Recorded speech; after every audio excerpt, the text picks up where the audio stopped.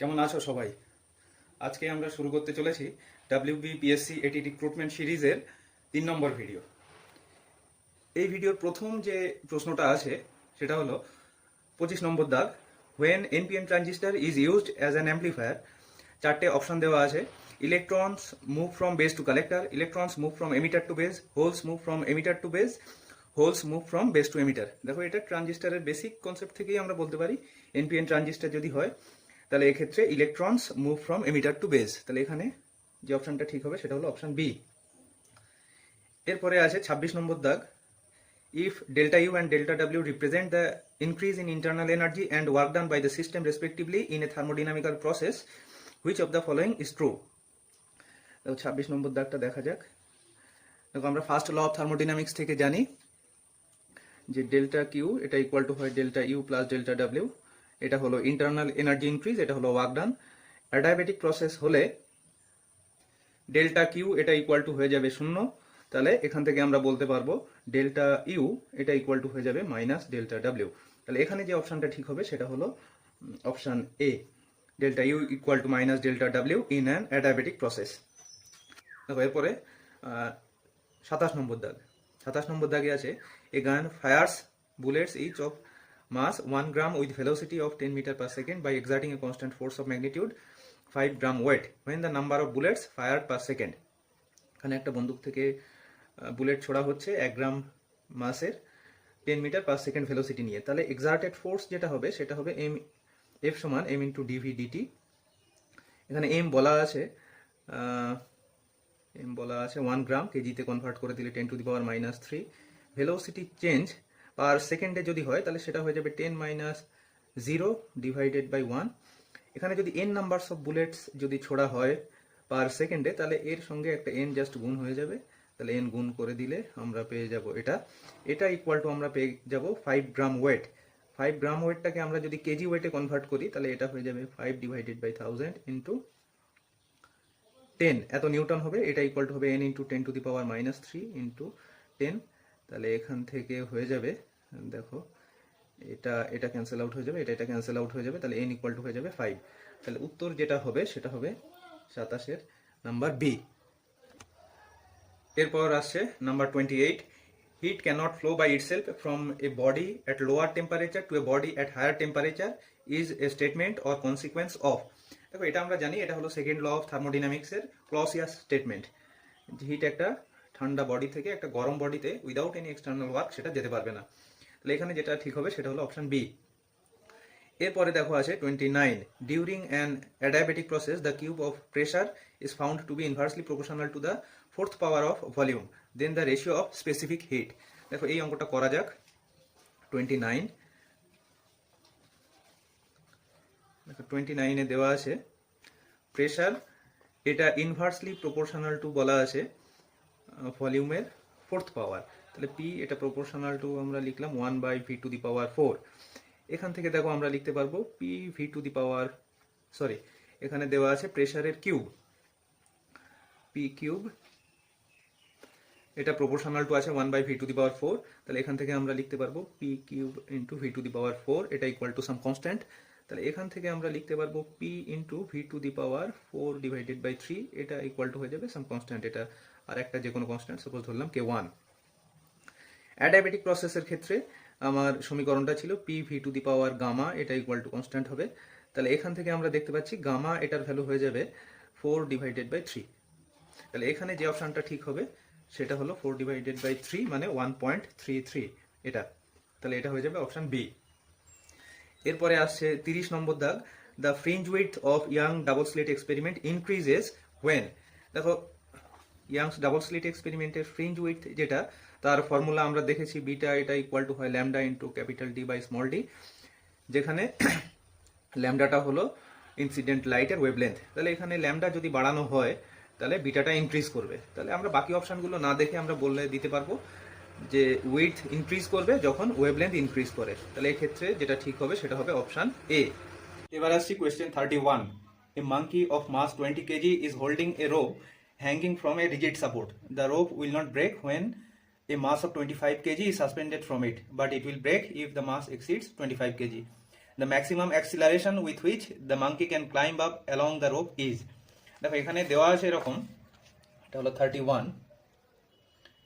এটা ধরো একটা রিজিড সাপোর্ট, এই রিজিড সাপোর্ট থেকে একটা রোপ ঝুলছে, রোপ থেকে একটা মাঙ্কি ঝুলছে। এটা ঠিক মাঙ্কি হলো না, আমার পক্ষে এর থেকে ভালো আর মাঙ্কি আঁকা সম্ভব হয়ে উঠবে না, তোমরা এটাকে মাঙ্কি ধরে নাও। এই মাঙ্কিটার ওয়েট দেওয়া আছে 20 কেজি ওয়েট। এবার যদি মাঙ্কিটা এই রোপটাকে ধরে ওপরে উঠতে চায়, তাহলে মাঙ্কি রোপের উপরে নিচের দিকে একটা ফোর্স প্রয়োগ করবে, সেটার ম্যাগনিটিউড আমরা এফ ধরে নিলাম। তাহলে রোপটাও মাঙ্কির উপরে একটা ফোর্স প্রয়োগ করবে, সেটা উপর দিকে, সেটার ভ্যালু হবে এফ। যদি মাঙ্কিটা এ অ্যাক্সিলারেশন নিয়ে উপরের দিকে ওঠে, তাহলে এটার ভ্যালু হয়ে যাবে F equal to M into A. এর জন্য রোপে যে টেনশন কাজ করবে সেটাকে আমরা টি ধরে নিলাম। এবার আমরা যদি রোপের ফ্রেম অফ রেফারেন্স থেকে দেখি, তাহলে রোপটা স্থির অবস্থাতে আছে, সেক্ষেত্রে আমরা লিখতে পারবো টি এটা ইকুয়াল টু হয়ে যাবে ডাব্লিউ প্লাস এফ, যেখানে টি এর ম্যাক্সিমাম ভ্যালু সেটা হতে পারবে 25 কেজি ওয়েট। তাহলে টি এর জায়গাতে আমরা 25 কেজি ওয়েটটাকে 10 দিয়ে গুণ করে আমরা নিউটন করে নিলাম। মাঙ্কির ওয়েট সেটা 20 কেজি ওয়েট দেওয়া আছে, এটাকে 10 দিয়ে গুণ করে নিউটন করে নিলাম। এফ এর জায়গাতে এম ইন্টু এ পুট করে দিলাম। তাহলে এখান থেকে এর ভ্যালু আমরা পেয়ে যাব 250 minus 200 divided by M. M এর ভ্যালু এখানে দেওয়া আছে 20, তাহলে আলটিমেটলি এটা চলে আসবে 2.5 মিটার পার সেকেন্ড স্কোয়ার, যেটা এখানে আছে অপশান সি। এরপরে আসছে আমার 32, the dimension of coefficient of viscosity is. দেখো কোফিশিয়েন্ট অফ ভিসকোসিটি এটার বার করার ফর্মুলা যেটা আছে, সেটা eta equal to F divided by A into dv dx. এখান থেকে তোমরা বার করে নিতে পারো, বা আমার মনে হয় এটা সব থেকে ভালো হলো এটা মুখস্থ করে ফেলা, কারণ এটা বেশ কয়েকটা পরীক্ষাতে এটা প্রায়ই আসে। এটার ভ্যালু হয়ে যায় M L to the power -1 T to the power -1, যেটা আছে অপশান সি। এরপরে আসছে 33 আছে, a particle is executing two different simple harmonic motions mutually perpendicular of different amplitudes and having phase difference of π/2. The path of the particle will be, চারটে option দেওয়া আছে, আমরা কেমন হতে পারে আমরা দেখি। 33 দেওয়া আছে একটা particle simple harmonic motion execute করছে মিউচুয়ালি পারপেন্ডিকুলার অ্যাক্সিস বরাবর। তাহলে একটা অ্যাক্সিস বরাবর আমরা সিম্পল হারমোনিক মোশনটাকে ধরে নিলাম x equal to a sine of omega T. তাহলে এর সঙ্গে পারপেন্ডিকুলার অ্যাক্সিস বরাবর যে সিম্পল হারমোনিক মোশন থাকবে সেটা আমরা ধরতে পারবো y equal to amplitude different হলে, এখানে a যদি আমরা ধরি, এখানে আমরা ধরে নিলাম b, এদের ফেজ ডিফারেন্স থাকবে π/2, তাহলে এটা লিখলাম ওমেগা টি প্লাস π/2, তাহলে এটা হয়ে যাবে b cos অফ ওমেগা টি। এই দুটো থেকে আমরা পেয়ে যাব, দেখো x ডিভাইডেড বাই a এটা ইকুয়াল টু পাবো আমরা সাইন ওমেগা টি, এখান থেকে আমরা পাবো y ডিভাইডেড বাই b এটা ইকুয়াল টু হবে cos ওমেগা টি। এই দুটোকে আমরা যদি স্কোয়ার করে অ্যাড করে দিই, তাহলে আমরা পাবো x square by square plus y square ভাগ বি স্কোয়ার, এটা ইকুয়াল টু হয়ে যাবে 1। এটা একটা ইলিপসের সমীকরণ। তাহলে এখানে আমার যে অপশানটা ঠিক হবে সেটা হলো অপশান ডি, এটা হবে ইলিপ্টিক্যাল। এরপর আসছে 34, if n1 n2 and n3 are fundamental frequencies of three segments into which a string is divided, then the original fundamental frequency n of the string is given by। দেখো 34 এটা করা যাক। ধরো এল লেন্থের একটা স্ট্রিং আছে, সেটাকে 34 এল লেন্থের একটা স্ট্রিং, সেটাকে আমরা তিনটে পার্টে ডিভাইড করেছি, L1 L2 and L3। তাহলে আমরা লিখতে পারবো L ইকুয়াল টু হলো L1 plus L2 plus L3। এবার আমরা এই স্ট্রিং এর ফান্ডামেন্টাল ফ্রিকোয়েন্সির ফর্মুলা আমরা জানি, n ইকুয়াল টু হলো 1/2L root under of T divided by m। এখন একটা স্ট্রিং এর জন্য তার পার ইউনিট লেন্থে মাস, টেনশন এই দুটো ফিক্সড থাকবে, তাহলে আমরা বলতে পারবো n সেটা ইকুয়াল টু হয়ে যাবে সাম কনস্ট্যান্ট ডিভাইডেড বাই l। এবার আমরা এটা নিয়ে যদি এখানে পুট করি, এখান থেকে আমরা পেয়ে যাব, দেখো l এর জায়গাতে আমরা বসিয়ে দিলাম k ডিভাইডেড বাই n, সেটা সমান হলো k divided by n1 plus k divided by n2 plus k divided by n3। তাহলে এখান থেকে আমরা পেয়ে গেলাম 1/n, এটা ইকুয়াল টু হলো 1/n1 plus 1/n2 plus 1/n3। তাহলে এখানে যে অপশনটা ঠিক হবে সেটা হলো অপশন এ। এরপর আসছে number 35, a nucleus of mass number a originally at rest emits alpha particles with speed v. The recoil speed of the daughter nucleus will be। একটা নিউক্লিয়াস আছে, তার মাস নাম্বার হলো এ, একটা আলফা পার্টিকেল এমিট করার পর যে ডটার নিউক্লিয়াস তৈরি হবে সেটা রিকয়েল ভেলোসিটি কত হবে সেটা আমাদেরকে বার করতে হবে। তো ধরে নিলাম আমরা যেটা রেস্টে আছে তার মাস নাম্বার এ দেওয়া আছে, রেস্টে যেহেতু আছে তাহলে তার মোমেন্টাম সেটা হবে মাস ইন্টু এটার ভেলোসিটি, তাহলে এটা ইকুয়াল টু লিখলাম এ ইন্টু 0। এখানে লিনিয়ার মোমেন্টাম কনজারভেশন প্রিন্সিপাল আমরা যদি অ্যাপ্লাই করি তাহলে এখানে আমরা লিখবো ইনিশিয়াল মোমেন্টাম, এটা ইকুয়াল টু হবে ফাইনাল মোমেন্টাম। ফাইনাল মোমেন্টাম মানে এখানে এটা আলফা পার্টিকেল একটা এমিট করলে আলফা পার্টিকেলের মাস আমরা 4 ধরে নিলাম, এটার ভেলোসিটি আমরা ধরে নিলাম, দেওয়া আছে এটা ভি প্লাস, তাহলে ডটার নিউক্লিয়াস যেটা থাকলো তার মাস হয়ে যাবে এ মাইনাস 4 ইন্টু সেটার রিকয়েল ভেলোসিটি আমরা ধরে নিলাম ক্যাপিটাল ভি। তাহলে এখান থেকে আমরা পেয়ে যাবো ক্যাপিটাল ভি, এটা ইকুয়াল টু হবে -4 V divided by A minus 4। তাহলে এটাই হয়ে যাবে রিকয়েল ভেলোসিটি, মাইনাসটা আছে যেহেতু এটা আলফা পার্টিকেল যেদিকে এমিট করবে রিকয়েল ভেলোসিটি হবে তার উল্টো দিকে, এই জন্য মাইনাস সাইনটা এলো। তাহলে এর ম্যাগনিটিউডটা হবে 4v divided by a minus 4, যেটা আছে অপশন এ। এরপর আসছে number 36, 2 moles of monoatomic gas are mixed with 1 mole of diatomic gas. The gamma মানে cp by cv ratio for the mixture is।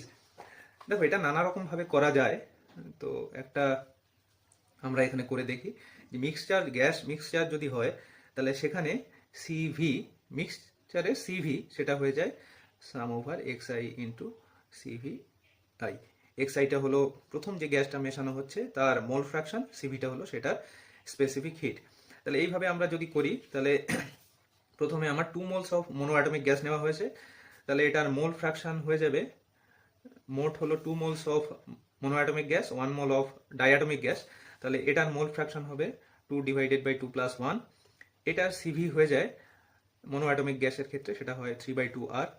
এরপরে আমরা ডাইঅ্যাটমিক গ্যাসের জন্য নেব, ডাইঅ্যাটমিক গ্যাস 1 mol নেওয়া হয়েছে, তাহলে এটার মোল ফ্র্যাকশন হয়ে গেল 1/3 ইন্টু এটা সিভি হবে 5/2r। তাহলে এটা হয়ে গেল 6 প্লাস 5, এটা হলো 11/6r। সিপি এর ক্ষেত্রে আমরা একই রকম ভাবে আমরা এটাকে লিখতে পারবো xi, এটা cpi।